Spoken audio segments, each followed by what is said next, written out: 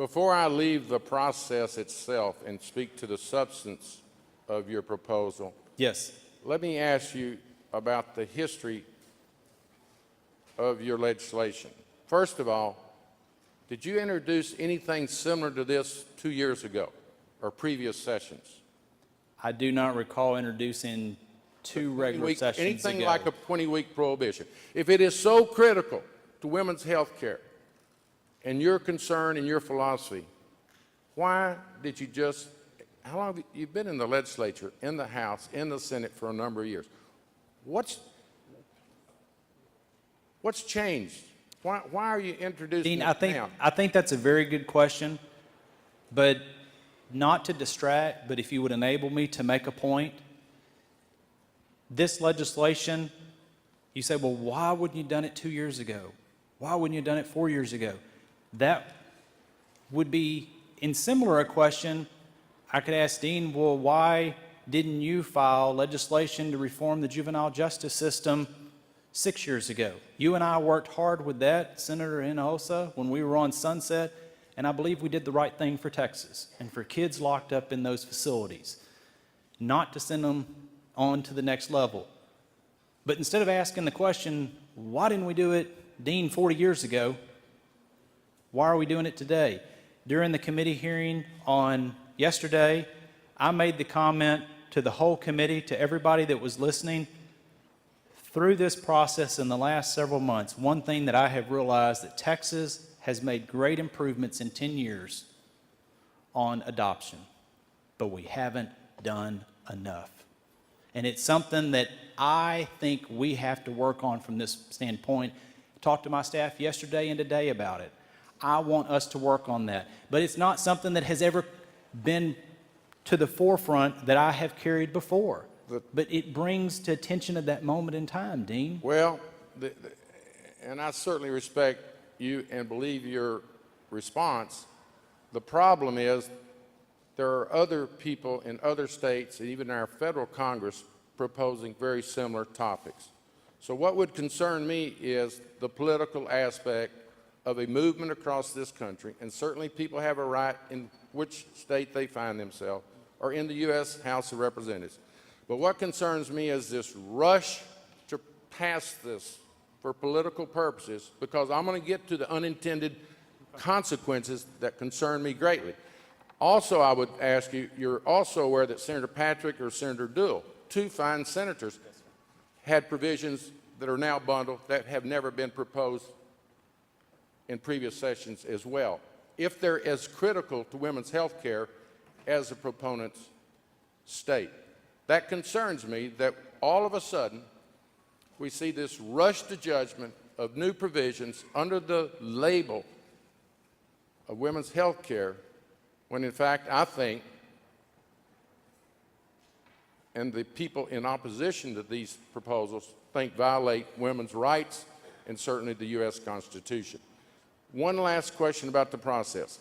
These bills were also introduced, were they not, during the regular session when we had a 2/3 rule, were they not? Yes.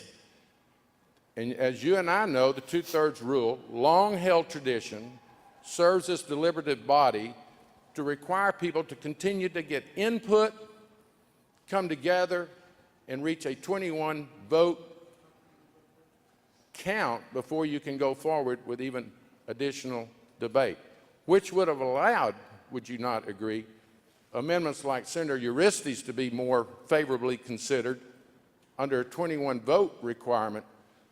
The concern he has for his broad geographic district where clinics would not, under this legislation, be available.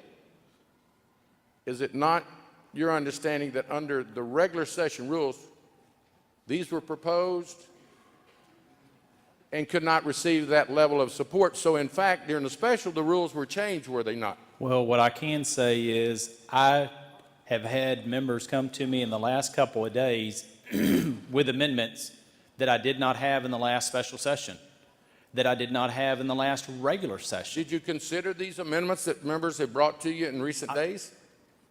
Well, they said they're going to bring ideas, but I haven't seen, the only two amendments I saw were the two that Senator Uristi had in committee yesterday. Which leads me into the My substance. point is this, Dean, if you allow me to, is that I cannot stand here and say exactly what would have happened in the regular session or in the first special session, just the same as I can't say what's going to happen in the next, if we had another Of course you special can't, session. because we have a record. During the first regular session, these were offered But up. you're asking me specifically on specific amendments whether they would have been included, and I can't say because that did not happen. No. Which is your I'm question. sorry, I was not clear. You said people have brought you amendment in recent days. They came to me with ideas. Did you take, Well, any Senator Uresti and I had a conversation 2 days ago. He brought some in committee yesterday, and no, they were not accepted. And I don't know what's in the which wagon up leads there me today. into the substance of the bill. Do you believe that this is a perfect piece of legislation?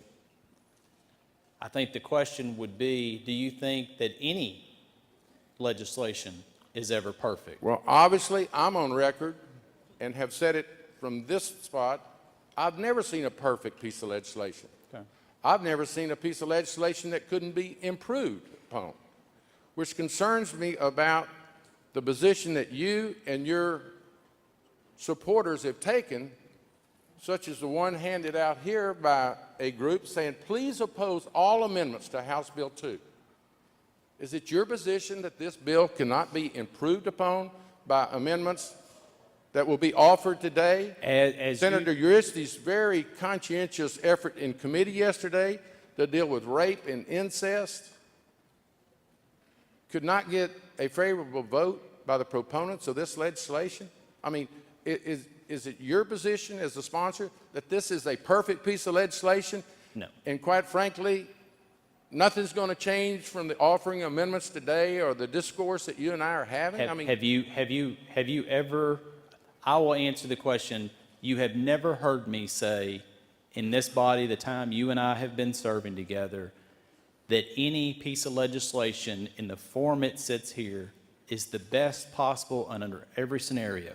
Nor have I ever said that I will take absolutely no amendment whatsoever. We amended this bill in the first special session. There was a concern that was brought up, and that amendment was accepted. Senator Van de Putte had concerns and questions. Senator Dool, Swartner worked together with Senator Campbell and Senator Van de Putte, and we made a change on the Senate floor, and I think it was a better change. Well, it concerns me greatly on behalf of my constituents and the people of the state of Texas, the women of this state that are going to have to live under these provisions. When supporters, some of our colleagues have taken the position, this is it. We're closed-minded to any alterations. I would hope you, as a sponsor, will take these proposed amendments. Senator Uristi's got one that I don't know how any reasonable person could not listen to him and support his concerns about rape and incest.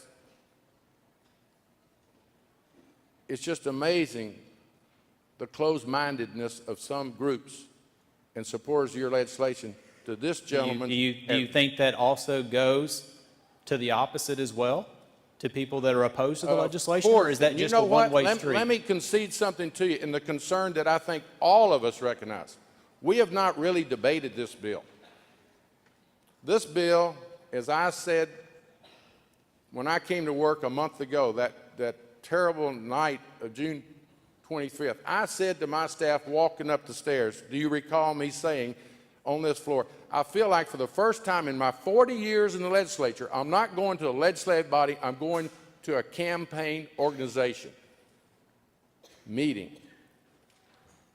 Of course, this bill has not been debated, and that's what is missing so greatly, because even in committee, and I will compliment Senator Nelson for being very professional and giving everyone an opportunity, and her process of letting a proponent and opponent to sit next to each other, I thought worked excellent way to have a grown-up discussion. But when I get literature saying no amendments, they don't even know, those supporters don't even know what amendments might be offered. No legislation is perfect. In fact, usually subsequent legislation even improves legislation.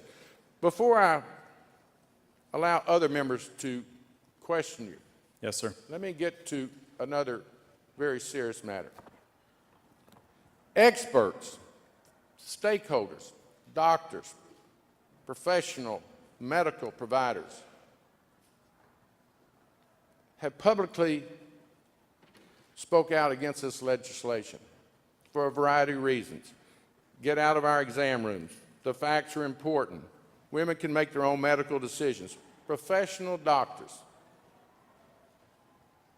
What if they're right, Senator Hager? Does it create pause in your proposal, your thought?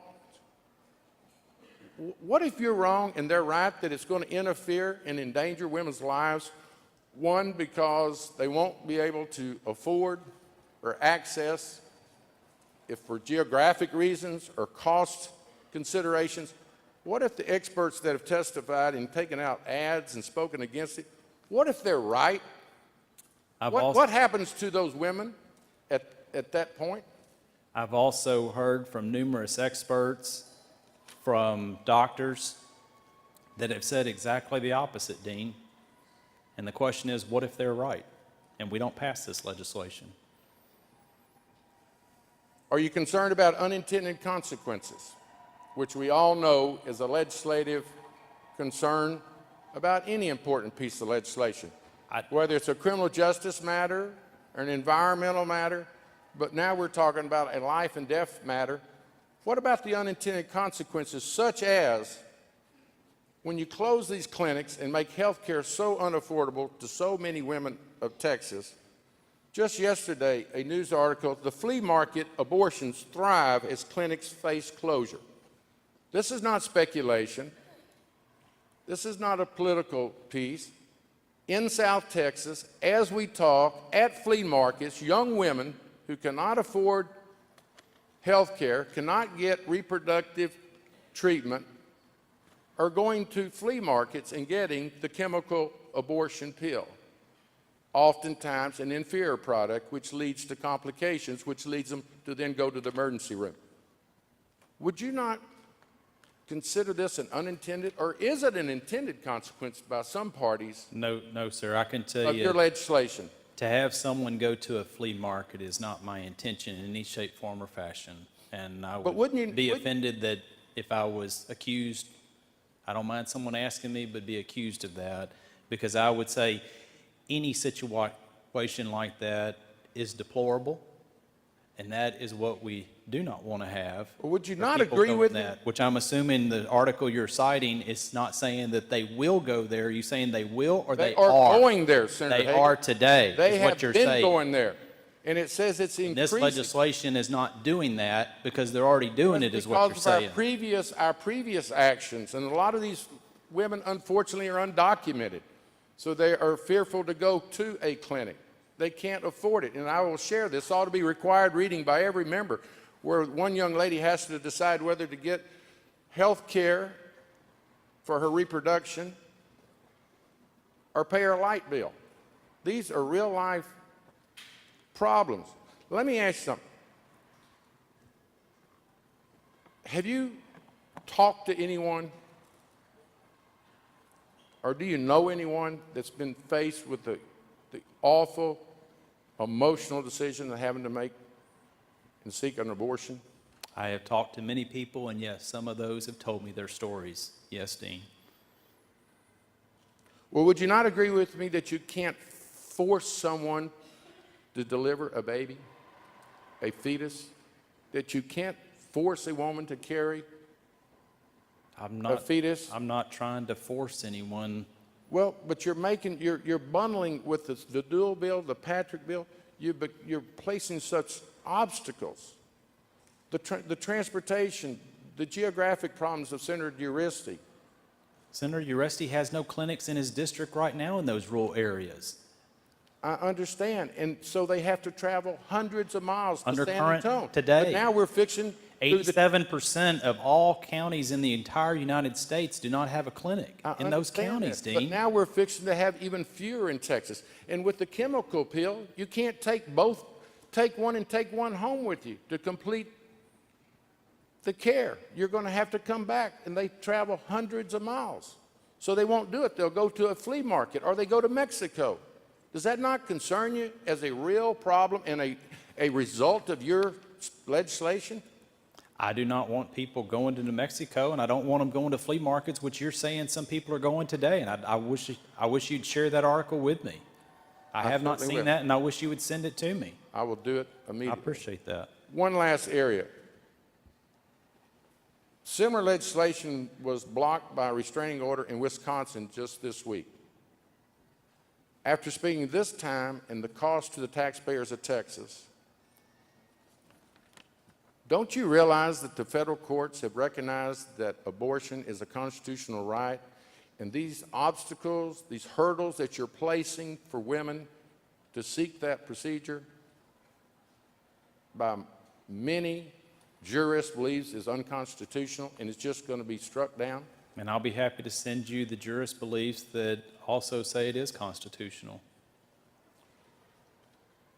Well, I look forward to listening to my colleagues, and I hope you will consider their amendments. I know there are some good amendments that would make your legislation at least less severe in the eyes of those of us who are opposing it. And I look forward to later, when it's an up and down vote, to citing to you some real life examples of how I have formulated my opposition to your legislation as a father of a 30 and 31-year-old young women, their friends, some of my employees, and some very recent examples of where I've had to counsel people of their choices.